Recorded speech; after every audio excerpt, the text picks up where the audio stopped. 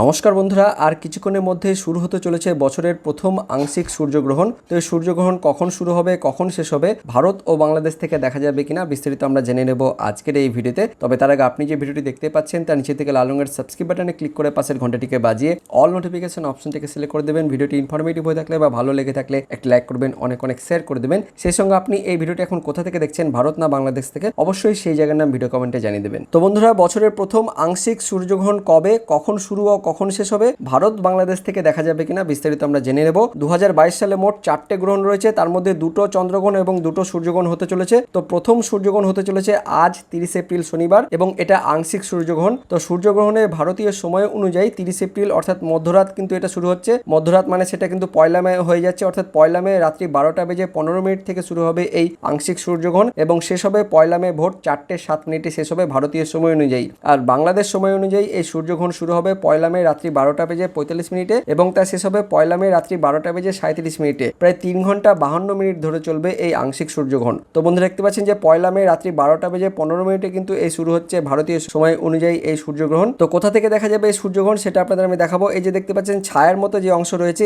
এই এরিয়াটাকুই কিন্তু এই যে সমস্ত জায়গাগুলো পড়ছে সে সমস্ত জায়গাতে কিন্তু এই গ্রহণ দেখা যাবে। তার মধ্যে বেশিরভাগটাই দেখতে পাচ্ছেন যে দক্ষিণ আমেরিকার দক্ষিণের অংশটা কিন্তু পুরোটাই কিন্তু এই গ্রহণ দেখা যাচ্ছে। তারপরে এই যে নিচের দিকে যে সমস্ত এই যে দ্বীপগুলো রয়েছে প্রশান্ত মহাসাগরীয় অঞ্চলে, আর তারপর আন্টার্কটিকার এই যে বিভিন্ন অংশ, এই সমস্ত জায়গা থেকে কিন্তু এই গ্রহণ দেখা যাবে। এবং দেখতে পাচ্ছেন এই সময় অর্থাৎ রাতের দিকে কিন্তু আমাদের ভারত আর বাংলাদেশে কিন্তু সূর্য থাকে না, অর্থাৎ সেই সময় কিন্তু রাত থাকে। সুতরাং ভারত এবং বাংলাদেশ থেকে সেই গ্রহণ কিন্তু দেখা যাবে না। তো কোথা থেকে গ্রহণ দেখা যাবে সেটা আমরা এখান থেকে জেনে নেব। তো এই সূর্যগ্রহণ দেখা যাবে দক্ষিণ আমেরিকা, আন্টার্কটিকা এবং দক্ষিণ প্রশান্ত মহাসাগর থেকে, যার মধ্যে চিলি, আর্জেন্টিনা, উরুগুয়ের বেশিরভাগ অংশ, পশ্চিম প্যারাগুয়ে, দক্ষিণ পশ্চিম বলিভিয়া, দক্ষিণ পূর্ব পেরু এবং দক্ষিণ পশ্চিম ব্রাজিলের একটি ছোট অংশে পরিষ্কার আকাশ যাদের, তাদের জন্য আংশিক সূর্যগ্রহণ দেখা যাবে। তো মোটের ওপর দক্ষিণ আমেরিকা, আন্টার্কটিকা এবং প্রশান্ত মহাসাগরের অংশ থেকে কিন্তু এই গ্রহণ দেখা যাবে। তো ভারত বাংলাদেশ থেকে এই গ্রহণ দেখা যাবে কিনা সেটা জানবো। তো প্রথমে আপনাদের আমি জানিয়ে দিলাম, তা সত্ত্বেও আপনাদের আরো একবার জানিয়ে দেবো। তো দুর্ভাগ্যবশত এই গ্রহণ ভারত বাংলাদেশ থেকে দেখা যাবে না, কারণ গ্রহণ চলাকালীন ভারত ও বাংলাদেশে রাত থাকবে